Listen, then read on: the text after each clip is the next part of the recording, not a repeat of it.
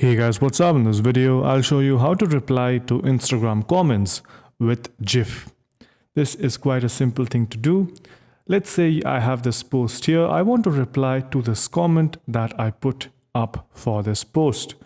Now, if you click on reply, you will see that the GIF option is going away. Now, if I just type in something, you can see it is available on the right here. But if I start typing for that reply with that person's @ the option does not show up.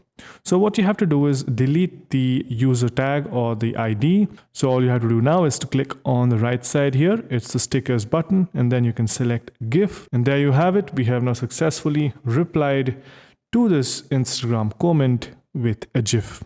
So yeah, hope you guys found this video helpful. If you did, make sure you subscribe to the channel, like the video, and also comment down below on what next videos we should make. So yeah, that's pretty much it for this one. Thank you for watching. Bye-bye.